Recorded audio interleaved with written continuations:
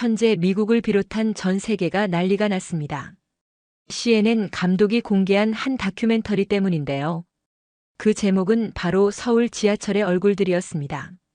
이 다큐멘터리를 본 뉴욕 시민들은 우리는 기술은 있지만 이런 시민은 없다며 충격에 빠졌어요. 파리와 런던에서는 우리도 저렇게 만들 수 있을까라는 토론이 벌어졌습니다.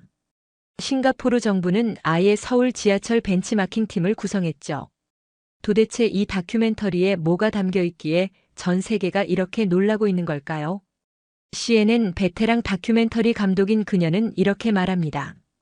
처음 한국을 방문했을 때 저는 완전히 회의적이었어요.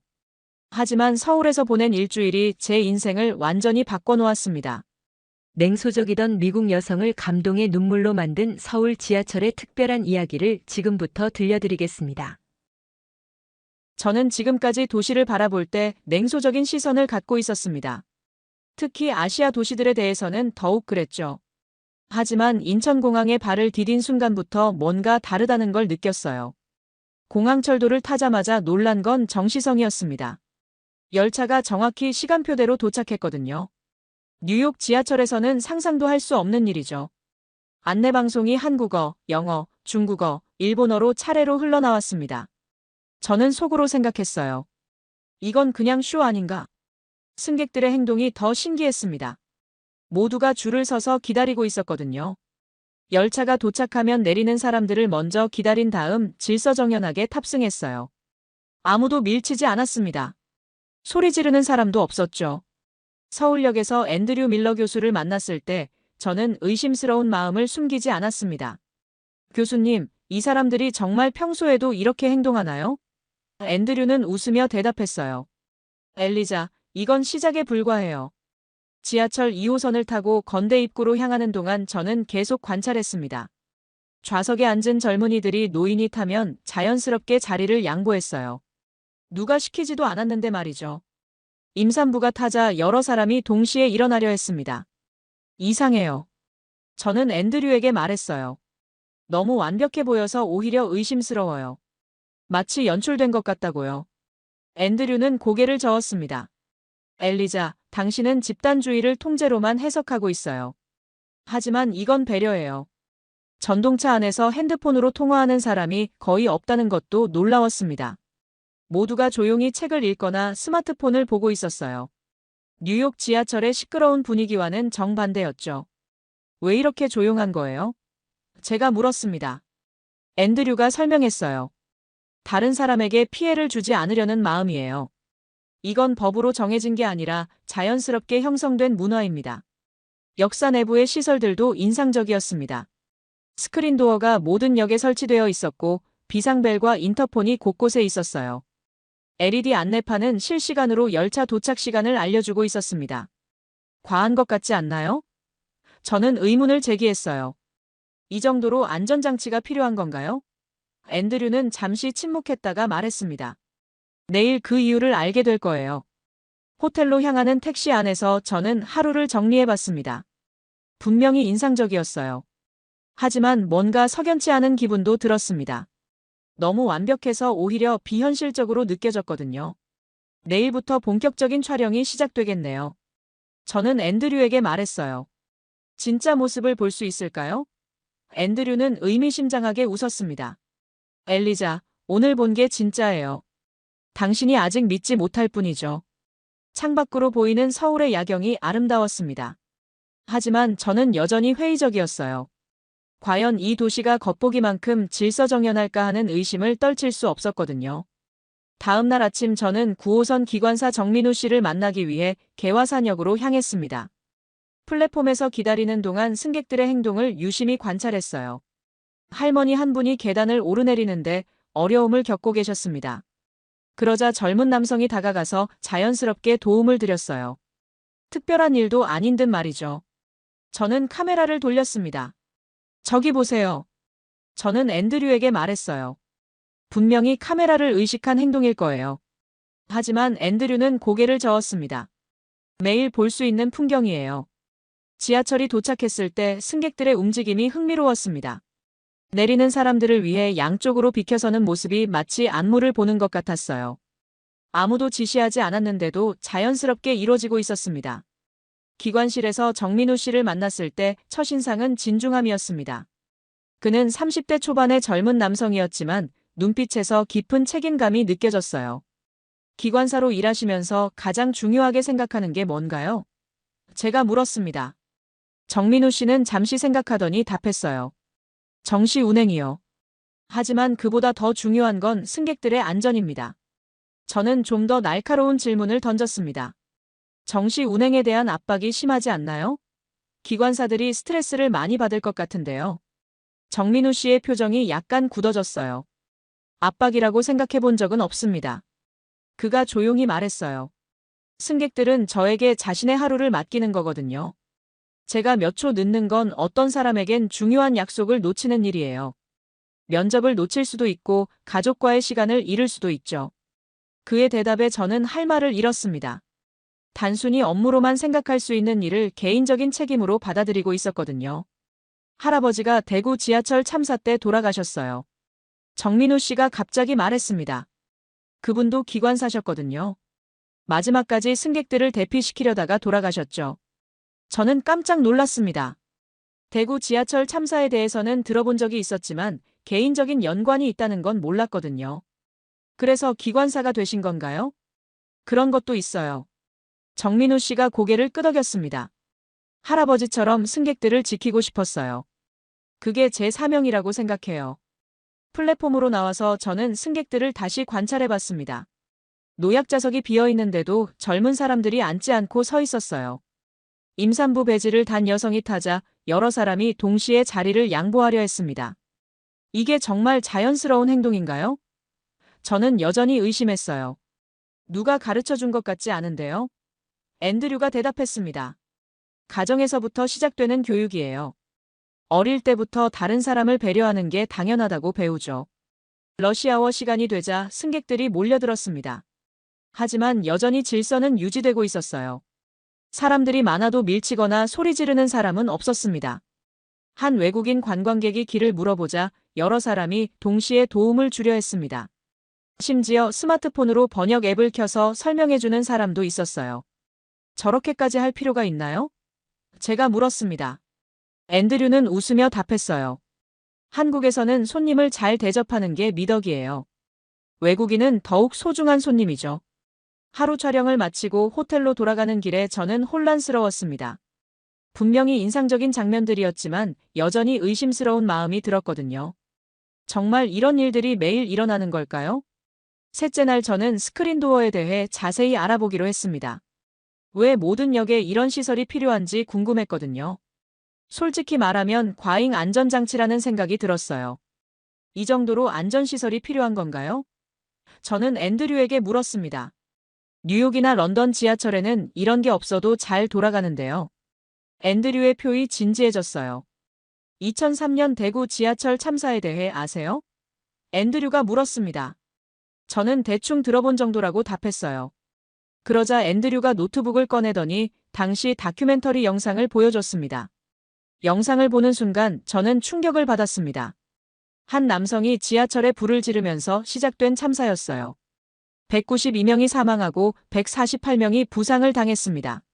상상할 수 없는 끔찍한 일이었죠. 이 사건 이후 모든 역에 스크린도어가 설치됐어요. 앤드류가 설명했습니다.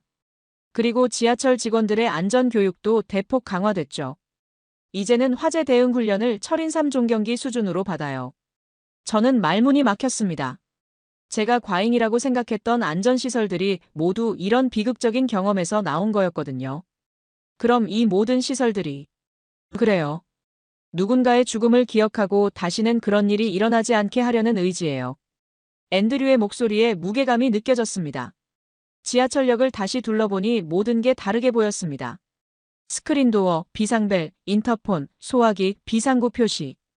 이 모든 것들이 단순한 시설이 아니라 생명을 지키려는 간절한 마음에서 나온 거였어요. 역무원 박지영 씨를 만났을 때 그녀는 10년 경력의 베테랑이었습니다. 참사 이후 달라진 점이 있나요?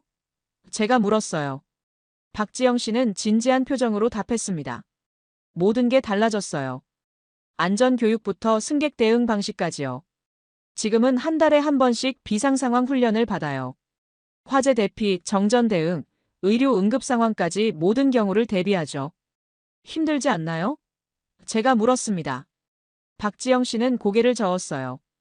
힘들긴 하지만 필요한 일이에요. 승객들의 생명을 책임지는 일이거든요.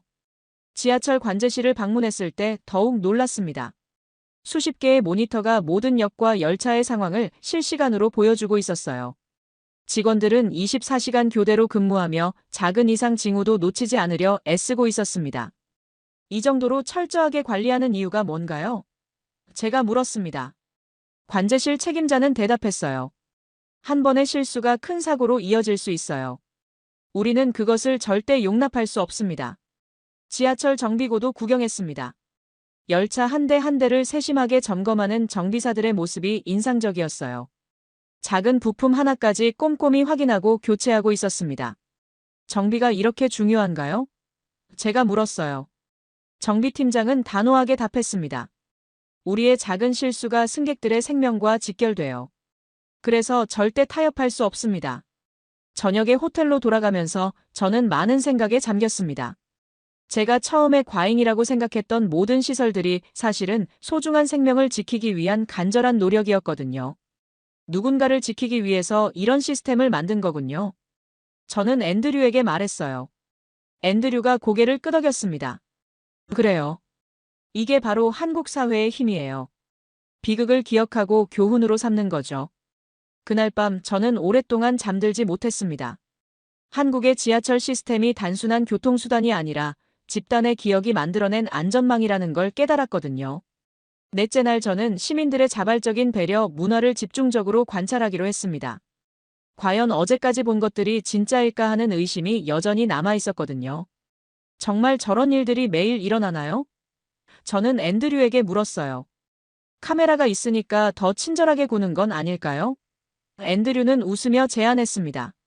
그럼 몰래카메라로 찍어볼까요? 첫 번째 실험은 명동역에서 했습니다. 무거운 캐리어를 끌고 계단을 오르내리기 힘들어하는 외국인 관광객을 연출했어요. 카메라는 멀리 떨어진 곳에 숨겨놓았습니다. 결과는 놀라웠어요. 5분도 안 돼서 3명이나 도움을 주려고 다가왔습니다. 그중 한 명은 자신도 급한 듯 보였는데도 캐리어를 들어주며 엘리베이터까지 안내해줬어요. 우연의 일치일 수도 있어요. 저는 여전히 의심했습니다. 그래서 홍대 입구역에서 같은 실험을 반복했어요. 이번에는 휠체어를 탄 사람이 개찰구에서 어려움을 겪는 상황을 연출했습니다. 또다시 놀라운 결과였어요. 역무원이 오기도 전에 일반 승객들이 먼저 도움을 줬습니다. 한 대학생은 자신의 교통카드로 개찰구를 열어주고 다른 시민은 휠체어를 밀어주며 목적지까지 함께 갔어요. 세 번째 실험은 잠실역에서 했습니다.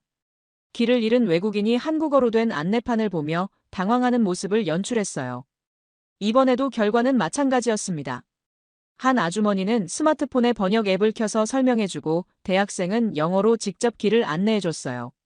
심지어 목적지 근처까지 함께 가주는 사람도 있었습니다. 이게 연출이 아니었어요. 저는 충격을 받았습니다. 카메라가 보이지 않는 상황에서도 시민들의 행동은 똑같았거든요. 앤드류가 말했어요. 이제 믿으시겠어요? 오후에는 강남역에서 또 다른 실험을 해봤습니다. 임신부가 지하철에서 자리를 구하는 상황이었어요. 배지를 달고 있었지만 워낙 사람이 많아서 눈에 띄지 않을 수도 있었죠. 하지만 불과 몇 초 만에 3명이 동시에 일어나려 했습니다. 서로 자리를 양보하려고 미안해하는 모습까지 보였어요. 결국 가장 가까운 자리에 앉은 젊은 남성이 자리를 내어줬습니다. 저녁 시간에는 사당역에서 관찰했습니다. 퇴근 시간이라 사람들이 급해 보였는데도 노인이 지나갈 때는 자연스럽게 길을 터주고 있었어요. 한 할아버지가 신문을 떨어뜨렸을 때 여러 사람이 동시에 주우려 했습니다. 그중 한 직장인이 신문을 주워드리며 공손하게 인사를 드렸어요. 왜 이렇게 친절한 거예요? 저는 지나가는 시민에게 물어봤습니다. 그분은 당황하며 답했어요. 그냥 당연한 일 아닌가요? 도움이 필요해 보이시니까요. 건대 입구역에서는 더욱 인상적인 장면을 봤습니다. 시각장애인이 점자블록을 따라 걷고 있는데 공사로 인해 길이 막혀 있었어요. 그러자 지나가던 시민이 자연스럽게 다가가서 다른 길로 안내해드렸습니다. 이런 일이 자주 있나요? 제가 물었어요. 그 시민은 고개를 끄덕였습니다. 매일 보는 풍경이에요. 서로 도우며 사는 게 당연하죠. 하루 종일 관찰한 결과 저는 완전히 생각이 바뀌었습니다. 이런 배려가 연출이 아니라 진짜 문화였거든요. 카메라가 있든 없든 사람들의 행동은 똑같았어요. 이제 믿어요. 저는 앤드류에게 말했어요. 정말 놀라워요. 어떻게 이런 문화가 만들어진 거죠? 앤드류가 설명했습니다. 어릴 때부터 다른 사람을 배려하는 교육을 받아요. 그게 자연스럽게 몸에 밴 거죠. 호텔로 돌아가는 길에 저는 감동받은 마음을 숨길 수 없었습니다.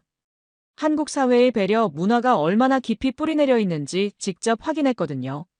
내일은 어떤 걸 보여주실 건가요? 제가 물었어요. 앤드류는 의미심장하게 웃었습니다. 진짜 시험은 위기 상황에서 나타나죠. 다섯째 날은 평범하게 시작되었습니다. 오후 6시 퇴근 시간, 저는 2호선 건대 입구역에서 러시아워 상황을 촬영하고 있었어요. 사람들이 워낙 많아서 혼잡할 거라 예상했지만 여전히 질서는 유지되고 있었습니다. 그런데 갑자기 화재 경보음이 울렸어요. 화재가 발생했습니다. 승객 여러분께서는 침착하게 대피해 주시기 바랍니다. 방송이 나오자 저는 긴장했습니다. 이제 진짜 한국인들의 민낯을 볼 수 있겠네요. 저는 속으로 생각했어요. 위급 상황에서는 누구나 이기적이 되기 마련이거든요. 뉴욕에서 비슷한 상황을 본 적이 있는데 정말 아수라장이었거든요. 하지만 제 예상은 완전히 빗나갔습니다. 승객들은 당황하기는 했지만 밀거나 소리 지르는 사람은 아무도 없었어요. 오히려 서로를 배려하며 차분히 움직이고 있었습니다. 가장 놀라운 건 노약자와 외국인을 먼저 대피시키는 모습이었어요. 젊은 사람들이 자발적으로 할머니, 할아버지들을 부축해서 안전한 곳으로 안내하고 있었습니다. 박지영 영무원은 더욱 놀라웠어요. 한국어, 영어, 중국어로 차례차례 안내방송을 하며 승객들을 진정시키고 있었습니다. 그녀의 목소리에는 전혀 당황한 기색이 없었어요. 한 외국인 관광객이 갈 곳을 몰라 헤매고 있었습니다. 그러자 여러 시민들이 동시에 다가가서 도움을 줬어요. 누군가는 영어로 설명하고 다른 사람은 손짓으로 방향을 가리켜줬습니다. 휠체어를 탄 장애인도 있었는데 젊은 남성 3명이 휠체어를 들고 계단을 내려가고 있었어요. 괜찮으세요? 천천히 가세요. 배려하는 말까지 잊지 않았습니다. 정민우 기관사는 마지막까지 역사에 남아 있었어요. 모든 승객이 안전하게 대피했는지 직접 확인하고 있었습니다. 아직 안에 사람이 있나요? 그는 각 칸을 하나씩 점검했어요. 저는 이 모든 상황을 카메라에 담으며 감탄했습니다. 이건 매뉴얼대로 움직이는 게 아니었어요. 몸에 밴 배려 문화가 위기 상황에서 진가를 발휘하고 있었거든요. 3분 후 화재 경보가 오작동이었다는 방송이 나왔어요. 승객 여러분께 죄송합니다. 화재 경보 시스템 점검 중 발생한 오작동이었습니다. 하지만 아무도 불평하지 않았어요. 오히려 사람들은 서로의 안전을 확인하며 안도의 표정을 짓고 있었습니다. 놀라셨죠? 괜찮으세요? 서로를 걱정하는 말들이 여기저기서 들렸어요. 정민우 씨가 다가와서 말했습니다. 다행히 오작동이었네요. 하지만 이런 훈련이 필요해요. 실제 상황에서 당황하지 않으려면요. 그의 얼굴에는 여전히 긴장감이 남아 있었어요. 박지영 영무원도 마찬가지였습니다. 항상 대비하고 있어야 해요. 승객들의 안전이 최우선이거든요. 그녀는 아직도 역사 곳곳을 살피며 이상이 없는지 확인하고 있었어요. 저는 충격을 받았습니다. 단 3분 동안의 상황이었지만 한국 사회의 진면목을 똑똑히 본 거였거든요. 이건 매뉴얼이 아니라 몸에 새겨진 문화야. 저는 혼잣말처럼 중얼거렸어요. 앤드류가 다가왔습니다. 어떠세요? 이제 믿으시겠어요? 저는 고개를 끄덕였어요. 정말 놀라워요. 뉴욕에서 이런 상황이면 아수라장이 됐을 텐데요. 지하철이 정상 운행을 재개하자 승객들이 다시 플랫폼으로 돌아왔습니다. 방금 전 일이 있었다는 게 믿어지지 않을 정도로 차분한 분위기였어요. 모두가 양보하며 질서정연하게 탑승했습니다. 한 할아버지가 저에게 말씀하셨어요. 외국에서 오셨나요? 놀라셨을 텐데 괜찮으세요?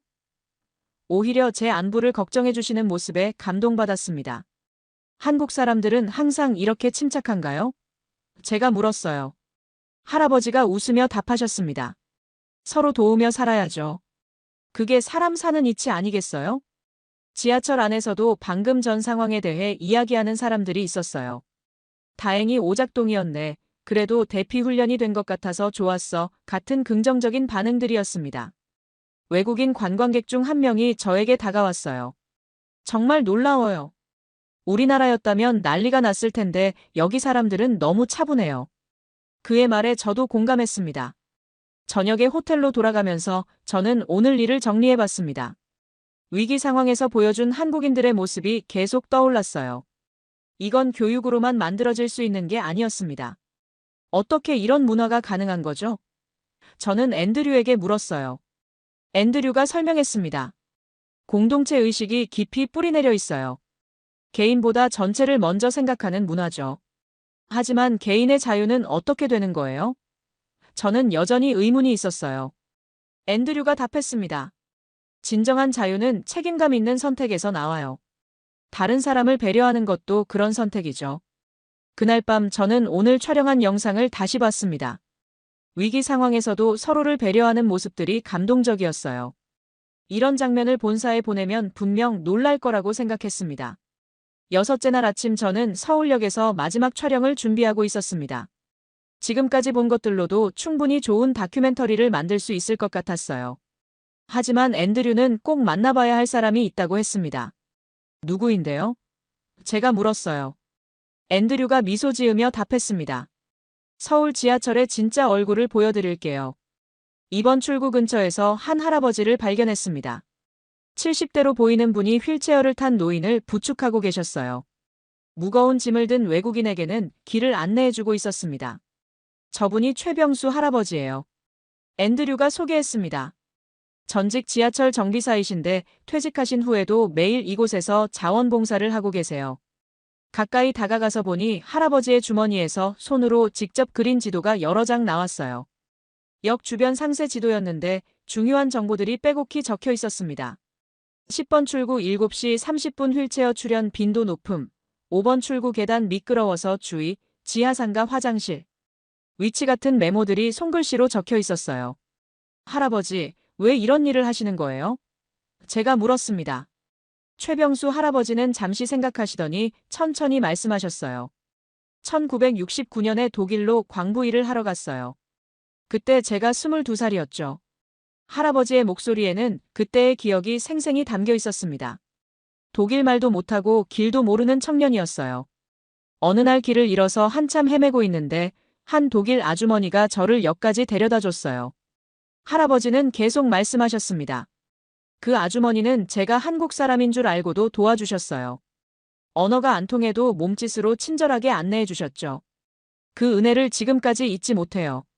할아버지의 눈빛이 촉촉해졌습니다. 그러니까 지금은 제가 그 아주머니가 되는 거예요. 도움이 필요한 사람들에게 말이죠. 저는 깊이 감동받았습니다. 50년도 더 된 일을 기억하며 매일 이런 일을 하고 계신다니. 매일 나오시나요? 제가 물었어요. 매일은 아니고 주 5일 정도 나와요. 할아버지가 웃으시며 답하셨습니다. 월요일부터 금요일까지요. 주말에는 가족들과 시간을 보내야죠. 가족분들이 뭐라고 하지 않으세요? 저는 궁금했어요. 할아버지가 고개를 저으셨습니다. 오히려 좋아해요. 건강에도 좋고 보람도 있다고 하면서요. 하루 종일 할아버지를 따라다니며 관찰했습니다. 그분은 정말 다양한 사람들을 도와주고 계셨어요. 길 잃은 관광객, 무거운 짐을 든 할머니, 유모차를 끌고 다니는 젊은 엄마까지. 힘들지 않으세요? 제가 물었어요. 할아버지가 웃으시며 답하셨습니다. 전혀요. 오히려 기운이 나요. 누군가에게 도움이 된다는 게 얼마나 좋은 일인지 모르세요. 점심시간에는 할아버지가 직접 만든 김밥을 나눠주시기도 했어요. 외국 손님들이 한국 음식을 못 먹어서 안쓰러워요. 그래서 간단한 걸 준비해와요. 한 일본인 관광객이 감사 인사를 하자 할아버지는 일본어로 대답하셨어요. 어디서 일본어를 배우셨어요? 제가 놀라서 물었습니다. 독일에서 일할 때 일본인 친구들이 많았어요. 그때 배운 거죠. 중국어도 조금 해요. 할아버지의 배움에 대한 열정이 놀라웠습니다. 오후에는 시각장애인을 안내하는 모습도 봤습니다. 할아버지는 점자블록을 따라 천천히 함께 걸으며 주변 상황을 자세히 설명해 드렸어요. 계단이 시작됩니다. 12개 정도 되니까 천천히 내려가세요. 할아버지의 섬세한 배려가 감동적이었습니다. 저녁 무렵 할아버지께 마지막 질문을 드렸어요. 이 일을 언제까지 하실 건가요? 할아버지가 환하게 웃으셨습니다. 몸이 허락하는 한 계속할 거예요. 이게 제 천직인 것 같아요. 그분의 얼굴에는 진정한 행복이 보였습니다. 호텔로 돌아가는 길에 저는 할아버지가 주신 손그림 지도를 다시 봤습니다. 거기에는 단순한 길 안내가 아니라 따뜻한 마음이 담겨 있었어요. 정말 특별한 분이네요. 저는 앤드류에게 말했어요. 앤드류가 고개를 끄덕였습니다. 한국에는 이런 분들이 많아요. 남을 위해 살아가는 사람들 말이죠. 일주일간의 촬영을 마치고 편집실에서 영상을 정리하고 있을 때 뉴욕 본사에서 연락이 왔습니다. 엘리자, 진행 상황이 어때요?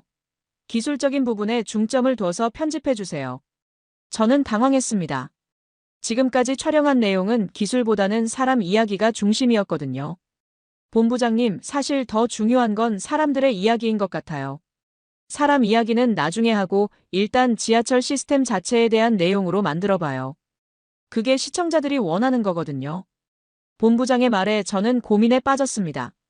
하지만 저는 결심했어요. 지금까지 만난 사람들의 이야기를 포기할 수 없었거든요. 앤드류에게 상의해봤습니다. 어떻게 생각하세요? 당신이 옳아요. 앤드류가 단호하게 말했습니다.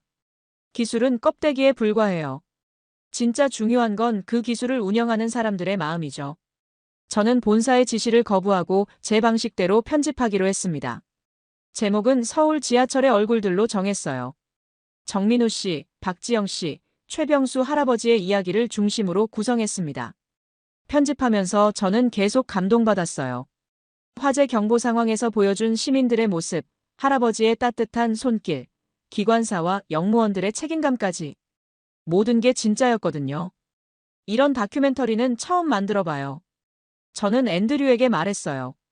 보통은 시스템이나 기술에 대해서만 다루는데 이번엔 완전히 달라요. 앤드류가 격려해줬습니다. 그래서 더 의미 있는 거예요. 사람의 이야기가 들어간 다큐멘터리가 진짜 감동을 주거든요. 편집을 마치고 본사에 보냈을 때 반응은 예상과 달랐어요. 처음에는 의아해했지만 내용을 본 후에는 극찬이었습니다. 이런 관점은 생각해보지 못했네요. 방영 일주일 전에 뉴욕에서 시사회를 했습니다. 참석한 언론인들과 평론가들의 반응이 뜨거웠어요. 기술 다큐멘터리라고 생각했는데 완전히 다른 이야기네요. 서울 지하철의 진짜 힘은 시민들에게 있다는 메시지가 인상적이에요. 한 평론가가 말했습니다. 우리도 이런 시민의식을 배워야겠어요. 방영 당일 시청률이 예상보다 훨씬 높게 나왔습니다. 그리고 방영 후 반응이 폭발적이었어요. CNN 홈페이지에는 댓글이 수천 개씩 달렸습니다. 정말 감동적이었어요. 한국에 꼭 가보고 싶어졌어요. 우리 도시도 이런 문화를 만들 수 있을까요? 기술보다 사람이 더 중요하다는 걸 깨달았어요. 뉴욕타임스에서 인터뷰 요청이 왔어요. 어떻게 이런 관점으로 접근하게 됐나요? 기자가 물었습니다. 저는 솔직하게 답했어요. 처음에는 저도 회의적이었어요. 하지만 일주일 동안 지켜보니 진짜 감동적인 이야기들이 너무 많았거든요. 그걸 전 세계에 알려야 한다고 생각했어요. 파리의 한 방송국에서도 연락이 왔습니다. 파리 지하철도 이런 시각으로 다뤄볼 수 있을까요? 싱가포르, 도쿄에서도 비슷한 요청들이 들어왔어요. 세계적인 반향을 일으키고 있네요. 앤드류가 기뻐했습니다. 서울의 이야기가 전 세계로 퍼져나가고 있어요. 런던의 한 도시계획가가 이메일을 보내왔어요. 우리도 기술만 생각했는데 시민의식의 중요성을 깨달았어요. 런던도 변화가 필요해요. 3주 만에 유튜브 조회수가 500만을 넘겼습니다. 댓글을 읽어보니 전 세계 사람들이 감동받고 있었어요. 한국 사람들 정말 대단해요. 우리나라도 이렇게 됐으면 좋겠어요. CNN 본사에서 시리즈 제작을 제안했습니다. 다른 도시들도 이런 시각으로 다뤄보면 어떨까요? 하지만 저는 고민이 됐어요. 어떤 도시든 서울처럼 할 수 있을까요? 저는 앤드류에게 물었어요. 앤드류가 생각에 잠겼습니다. 쉽지는 않겠지만 불가능하지도 않을 거예요. 방영 한 달 후 서울시에서 감사패를 보내왔습니다. 서울의 진면목을 전 세계에 알려주셔서 감사합니다. 정민우 씨와 박지영 씨, 최병수 할아버지도 기뻐하셨어요. 우리가 하는 일이 이렇게 의미 있는 일이었구나. 정민우 씨가 말했습니다. 앞으로 더 열심히 해야겠어요. 마지막 날 아침 저는 서울역 플랫폼에 서 있었습니다. 일주일 전과는 완전히 다른 마음이었어요. 처음 왔을 때는 냉소적이었는데 지금은 떠나기 싫은 마음뿐이었습니다. 정말 떠나야 하나요? 앤드류가 물었어요. 저는 고개를 끄덕였지만 마음은 무거웠습니다. 회사에서 다음 프로젝트가 기다리고 있어요. 지하철이 도착했을 때 저는 울컥했습니다. 지난 일주일 동안 수없이 탔던 지하철이었는데 이제 마지막이라니. 승객들의 질서정연한 모습도 이제는 자연스럽게 느껴졌어요. 엘리자, 괜찮아요? 앤드류가 걱정스럽게 물었습니다. 저는 눈물을 참으며 답했어요. 괜찮아요. 그냥 아쉬워서요. 인천공항으로 가는 동안 저는 창밖 풍경을 바라봤습니다. 정말 많은 것이 변했어요. 한국에 대한 생각도, 도시에 대한 관점도, 그리고 사람에 대한 믿음도 달라졌습니다. 돌아가면 이 모든 걸 잊을 것 같아요. 저는 솔직하게 말했어요. 뉴욕의 바쁜 일상 속에서 서울에서의 감동을 유지할 수 있을지 확신이 서지 않았거든요. 앤드류가 진지하게 말했습니다. 그럼 남아서 누군가에게 알려줘요. 이걸 잊지 않게 하는 방법은 계속 나누는 거예요. 공항에 도착해서도 저는 망설였습니다. 정말 떠나야 할까? 서울에서 더 많은 이야기를 발굴할 수는 없을까? 하지만 비행기 시간은 정해져 있었어요. 탑승구에서 앤드류와 마지막 인사를 나눴습니다. 정말 고마웠어요. 교수님 덕분에 새로운 세상을 봤어요. 앤드류도 감동받은 듯 했습니다. 저도 많이 배웠어요. 당신의 시각 덕분에 한국을 새롭게 볼 수 있었거든요. 압드류가 말했습니다. 언젠가 또 만날 거예요. 비행기에 올라타면서 저는 결심했습니다. 이 경험을 절대 잊지 않겠다고. 그리고 더 많은 사람들에게 알리겠다고 다짐했어요. 뉴욕에 도착한 후 며칠 동안 저는 적응하기 힘들었습니다. 지하철을 탈 때마다 서울이 그리웠어요. 사람들이 밀치고 소리 지르는 모습을 보면 답답했습니다. 왜 이렇게 다를까? 저는 혼자 중얼거렸어요. 서울에서는 당연했던 배려가 뉴욕에서는 찾아보기 힘들었거든요. 일주일 후 저는 중대한 결정을 내렸습니다. CNN을 그만두기로 한 거예요. 동료들은 모두 놀랐습니다. 미쳤어? 왜 갑자기? 더 의미 있는 일을 하고 싶어요. 저는 솔직하게 말했어요. 서울에서 경험한 것들을 더 많은 사람들에게 알리고 싶거든요. 퇴사 후 저는 독립 다큐멘터리 제작자로 활동하기 시작했습니다. 첫 번째 프로젝트는 서울 시민문화 아카이브였어요. 서울의 다양한 배려, 문화를 깊이 있게 다루는 시리즈였습니다. 최병수 할아버지, 정민우 기관사, 박지영 영무원과 계속 연락을 주고받았어요. 그분들의 일상을 꾸준히 기록하며 더 많은 이야기를 발굴했습니다.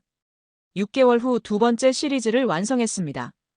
이번에는 서울의 다른 지역들도 다뤘어요. 강남역, 홍대 입구, 여의도, 잠실까지. 어디서나 비슷한 배려, 문화를 발견할 수 있었습니다. 앤드류도 바쁘게 지내고 있었어요. 건국대에서의 연구를 바탕으로 지하철로 본 공동체 이론이라는 책을 집필하고 있었거든요. 책이 언제 나와요? 제가 물었어요. 앤드류가 답했습니다. 내년 봄쯤 출간될 예정이에요. 당신 다큐멘터리 이야기도 들어가 있어요. 1년 후 저는 다시 서울을 방문했습니다. 이번에는 관광객이 아니라 장기 프로젝트를 위해서였어요. 서울의 배려 문화를 1년간 추적 관찰하는 거였습니다. 최병수 할아버지는 여전히 서울역에서 자원봉사를 하고 계셨어요. 엘리자, 또 왔구나. 할아버지가 반갑게 맞아주셨습니다. 1년 동안 많이 그리웠어요. 저는 진심으로 말했어요. 이곳이 제 인생을 바꿔놓았거든요. 할아버지가 웃으시며 말씀하셨습니다. 사람은 어디서 살든 마음이 중요해. 따뜻한 마음만 있으면 어디든 좋은 곳이 될 수 있어요. 그날 저녁 앤드류와 함께 한강을 걸으며 이야기했습니다. 결국 돌아왔네요. 앤드류가 웃었습니다. 알고 있었어요. 언젠가 돌아올 거라고. 왜요? 제가 물었어요. 앤드류가 대답했습니다. 진짜 감동을 받은 사람은 그 감동을 나누려고 해요. 당신이 바로 그런 사람이거든요. 지금 저는 서울에 정착해서 다큐멘터리 작업을 계속하고 있습니다. 매일 지하철을 타며 새로운 이야기들을 발견해요. 서울은 정말 끝없는 이야기가 있는 도시입니다. 가끔 뉴욕 친구들이 물어봐요. 정말 행복해? 저는 자신있게 답해요. 네, 정말 행복해요. 이곳에서 진짜 의미 있는 일을 하고 있거든요.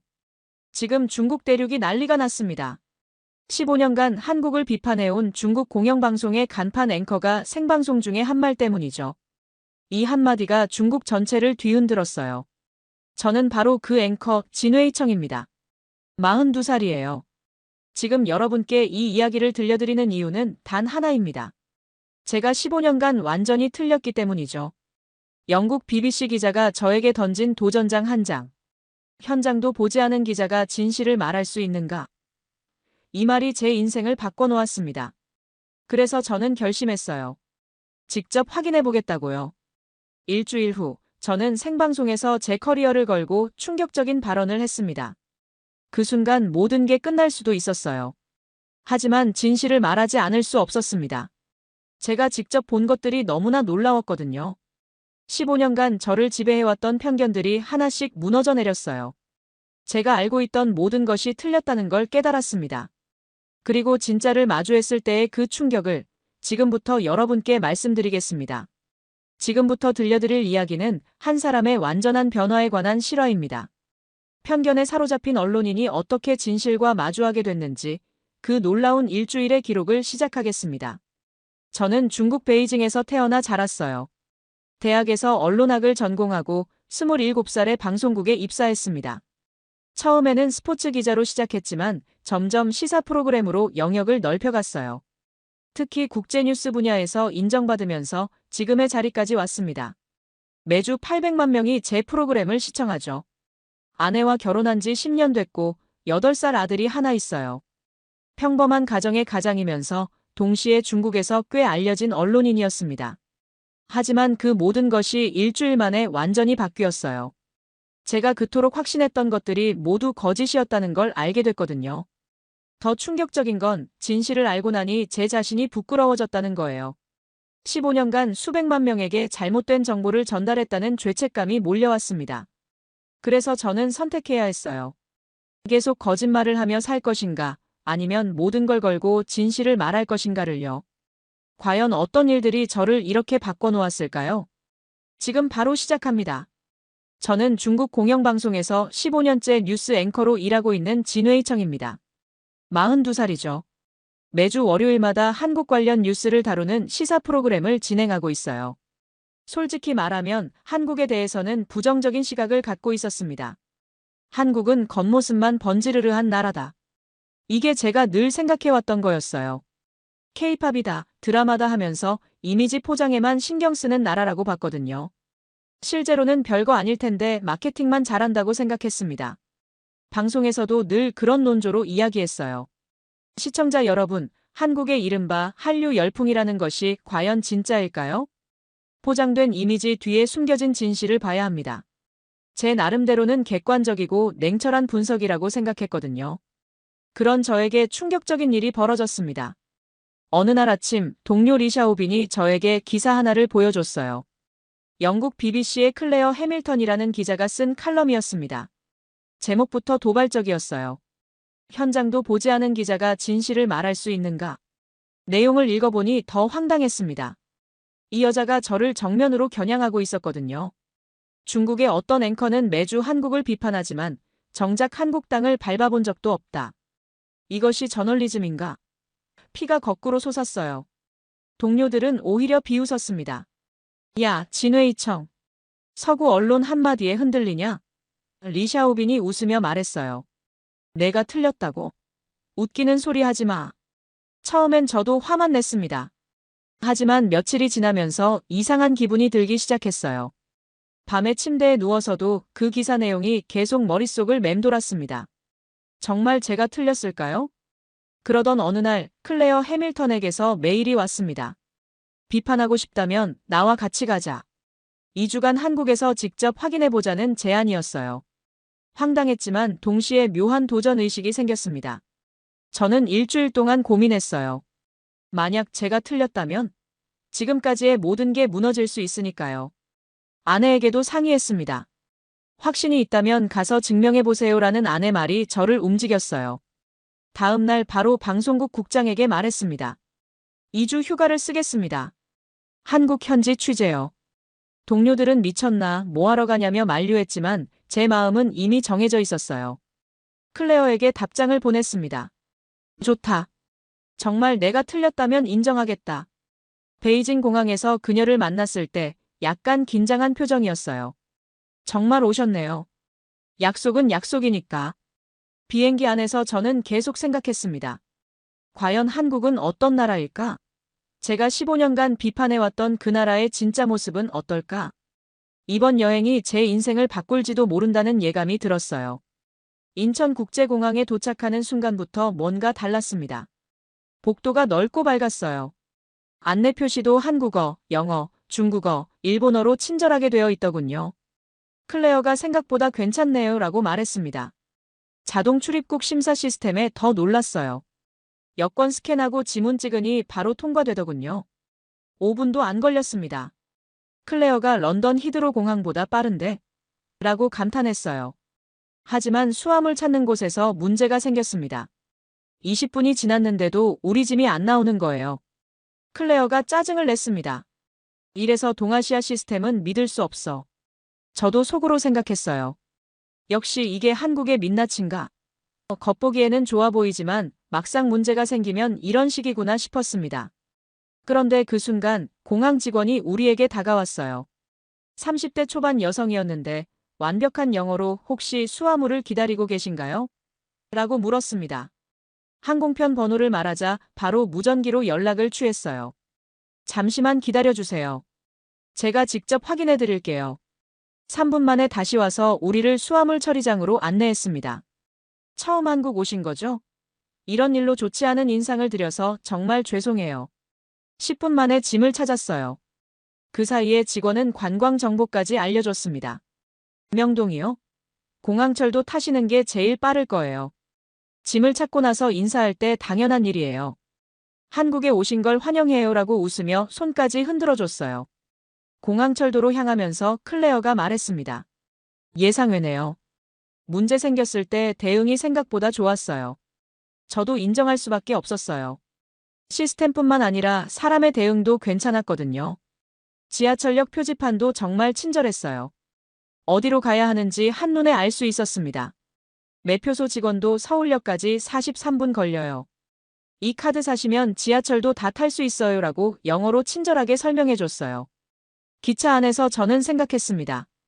아직 공항이니까 외국인 서비스가 좋을 수도 있다고요. 진짜는 서울 시내에서 봐야 알 것 같았어요.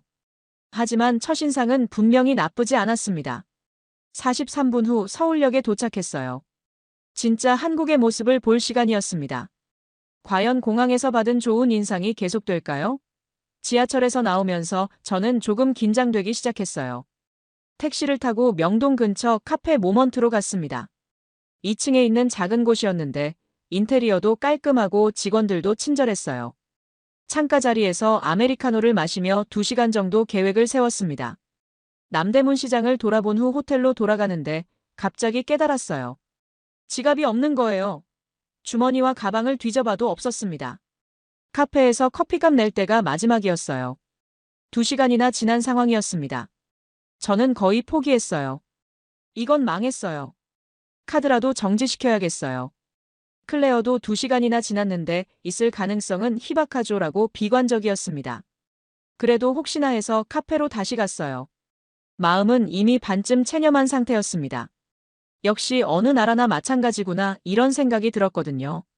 카페에 들어가서 2시간 전에 지갑을 놓고 간 것 같아요라고 말했습니다.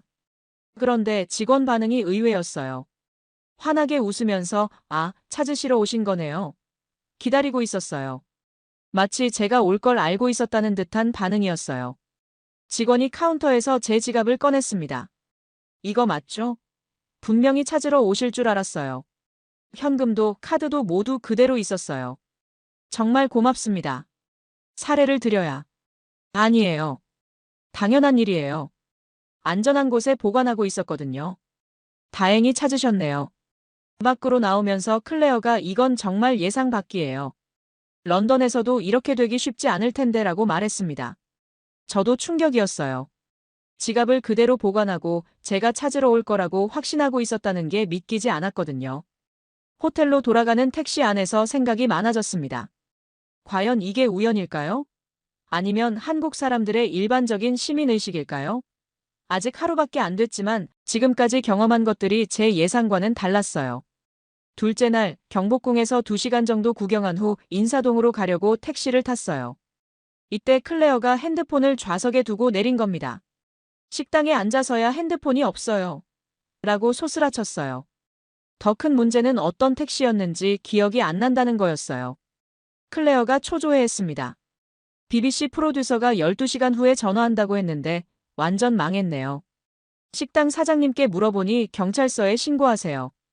택시 기사들이 분실물 찾으면 대부분 경찰서에 가져다 주거든요 라고 알려주셨어요. 가까운 경찰서로 갔습니다. 접수 창구에서 상황을 설명하니 경찰관이 언제, 어디서 탔는지만 알려주세요 라고 말했어요. 오전 11시경 경복궁에서 인사동으로 왔어요. 바로 컴퓨터로 확인을 시작했습니다. 택시 콜센터에 연락해 보겠습니다. 시간대랑 경로 알면 찾을 수 있어요. 생각보다 체계적이었어요. 20분 정도 기다리는 동안 클레어는 정말 찾을 수 있을까요? 라고 불안해했습니다. 40분 만에 정말 놀라운 일이 벌어졌어요. 택시 기사분이 직접 경찰서로 오신 거예요. 50대 후반분이 클레어 핸드폰을 들고 계셨습니다. 이거 맞죠? 좌석에 있어서 가져왔어요. 더 감동적인 건 기사분 말씀이었어요. 외국 손님이라서 더 걱정됐어요. 한국이 처음이시죠? 좋은 기억 가져가셔야 하는데. 클레어가 사례를 드리려 했지만 당연한 일이에요. 저도 외국 가면 도움받을 텐데라고 손살에 치셨어요. 경찰서를 나오면서 클레어가 이건 정말 믿기지 않네요. 시스템도 좋고 사람들도 친절하고라고 말했습니다. 저도 충격이었어요. 단순한 친절이 아니라 정말 책임감을 가지고 도와주는 거였거든요. 어제 지갑에 이어서 오늘 핸드폰까지 분실물이 모두 무사히 돌아왔어요. 이게 정말 우연일까요? 분명히 뭔가 다른 게 있는 것 같았습니다. 셋째 날 저녁 홍대 근처 우리 집 삼겹살이라는 고깃집을 찾았어요. 현지인들이 많이 가는 곳이었습니다. 들어가자마자 30대 초반 여자 직원이 어서 오세요. 외국분이시네요. 처음이세요? 라고 밝게 인사했어요. 메뉴를 주더니 그냥 가는 게 아니라 계속 옆에 서 있는 거예요. 뭐 드실까요? 추천해 드릴까요? 저는 혹시 비싼 걸 시키려는 건가 싶었습니다. 클레어도 저희가 알아서 주문할게요 라고 말했어요. 그런데 그 직원이 아니에요. 처음이시니까 설명해 드릴게요 라며 메뉴를 하나하나 설명하기 시작했어요. 이건 삼겹살이에요. 가장 기본이고 맛있어요. 처음이시면 삼겹살 추천해요. 삼겹살을 주문하자 더 놀라운 일이 벌어졌습니다. 고기가 나오자 직접 구워주겠다고 하는 거예요. 처음이시니까 제가 구워드릴게요. 맛있게 먹는 법도 알려드릴게요. 저는 당황했어요. 괜찮아요. 저희가 할게요라고 했지만 이미 집게를 들고 고기를 뒤집고 있었어요. 불 조절이 중요해요. 너무 세면 겉만 타거든요. 정말 전문가처럼 구워주더군요. 고기를 구우면서도 계속 설명했어요. 이렇게 기름기가 빠지면 뒤집어야 해요. 상추에 고기 올리고 쌈장 발라서 이렇게 드세요라고 직접 만들어줬습니다. 맛을 보니 정말 맛있었어요. 반찬들도 계속 가져다 줬어요. 이건 된장찌개예요. 고기 먹을 때 같이 드시면 느끼함이 없어져요. 하나하나 설명하면서 가져다 주는 거예요. 처음엔 부담스러웠는데 점점 진심이 느껴지기 시작했어요. 나중에 알고 보니 점장이었는데 어떠셨어요? 한국 고기 맛이 괜찮죠? 라고 물었어요. 클레어가 왜 이렇게 친절하게 해주세요? 라고 물으니 고기는 그냥 고기가 아니에요. 대접이에요. 배려는 굽는 데서부터 시작하죠 라고 답했어요. 계산할 때도 놀랐습니다. 생각보다 비싸지 않았어요. 그 정도 서비스를 받았으면 더 비싸야 정상인데 가격은 합리적이었어요.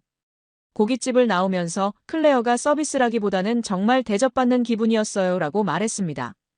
한국 사람들의 이런 태도는 어디서 나오는 걸까요? 단순한 상업적 친절이 아니라 뭔가 다른 차원의 배려였어요. 마치 집에 온 손님을 대하는 것 같은 느낌이었거든요. 넷째 날 KBC 방송국을 방문했습니다.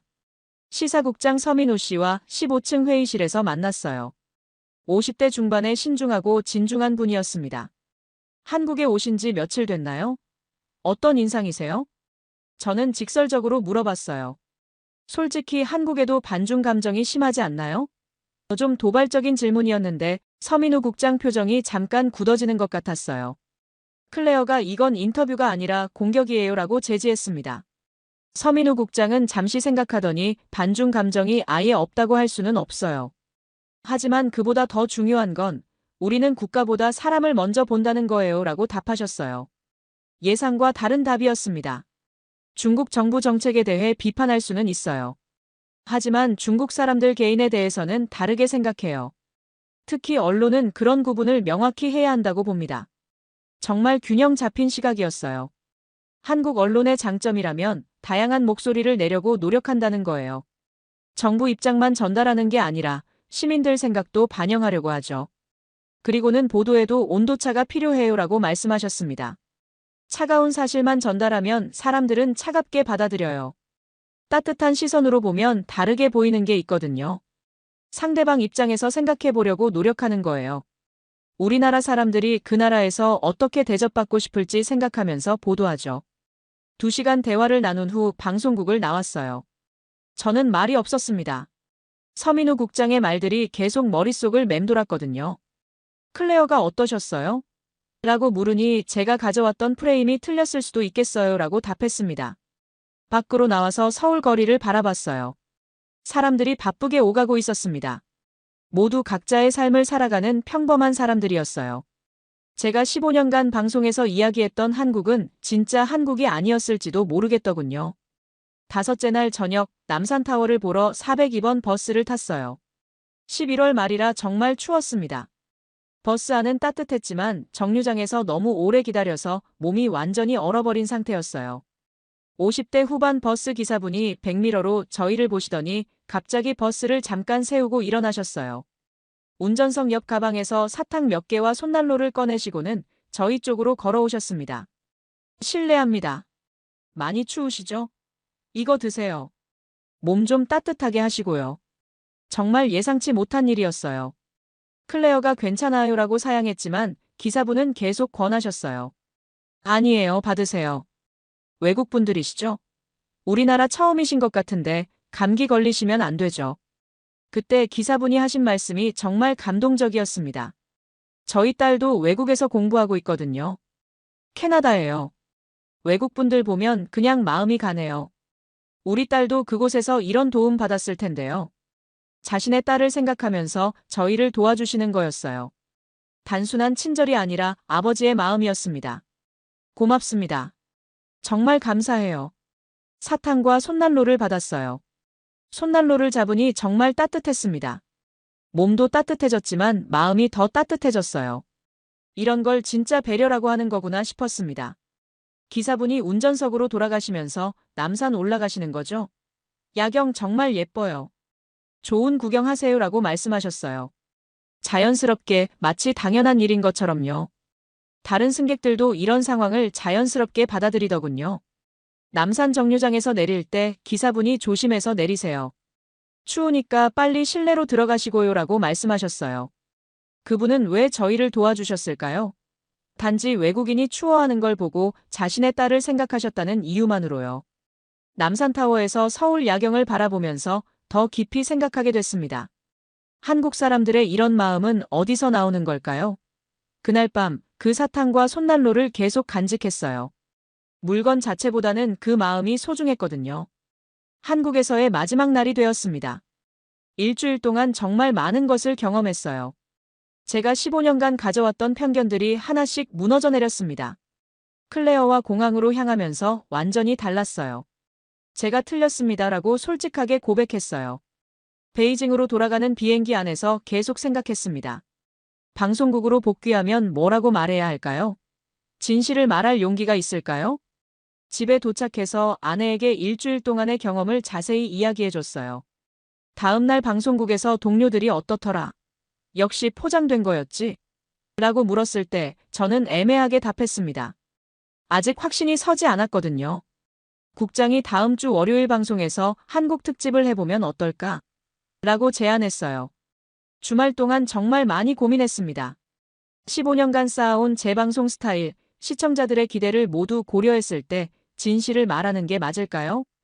서민우 국장의 언론의 역할은 사람들 사이의 이해를 돕는 것이라는 말이 떠올랐어요. 월요일 아침 방송 준비를 하면서도 계속 망설였습니다. 대본을 쓰고 지우고를 반복했어요. 생방송 30분 전 국장이 진회의청 있는 그대로 말해. 다만 감당할 준비도 해둬라고 말씀하셨어요. 생방송 10분 전까지도 마지막까지 망설였습니다. 이 말 한마디로 난 이 자리를 잃을 수도 있어. 하지만 동시에 기자라면 진실을 말해야 한다는 생각이 들었어요. 생방송이 시작됐습니다. 안녕하십니까? 진회의청입니다. 오늘은 특별히 한국 현지 취재 결과를 말씀드리겠습니다. 본격적인 내용에 들어가면서 제 목소리가 떨리기 시작했어요. 저는 카메라를 똑바로 바라보며 단호하게 말했습니다. 한국은 포장된 나라가 아니라 진심이 일상인 나라였습니다. 스튜디오가 조용해졌어요. 모두 놀란 표정이었습니다. 제가 15년간 방송에서 말씀드린 것들 중 일부는 편견에 기반한 것이었을 수 있습니다. 현장에서 직접 확인한 한국의 모습은 제 예상과 완전히 달랐습니다. 구체적인 사례들도 모두 이야기했어요. 방송이 끝나고 나올 때 동료들의 시선이 느껴졌어요. 리샤오빈이 진회의청 괜찮을까? 라고 조심스럽게 물었습니다. 다음 날부터 반응이 쏟아졌어요. 비판도 있었지만 용기 있는 발언이라는 지지도 있었습니다. 가장 감동적인 건 클레어 메시지였어요. BBC에서 한국 관련 다큐멘터리를 제작하기로 했어요. 당신의 용기 있는 방송이 계기가 됐습니다. 일주일 후 리샤오빈이 시청률이 올랐어. 당신이 이겼어라고 말했어요. 방송국 국장도 앞으로도 이런 식으로 해. 진실을 말하는 언론인이 되어줘라고 하셨습니다.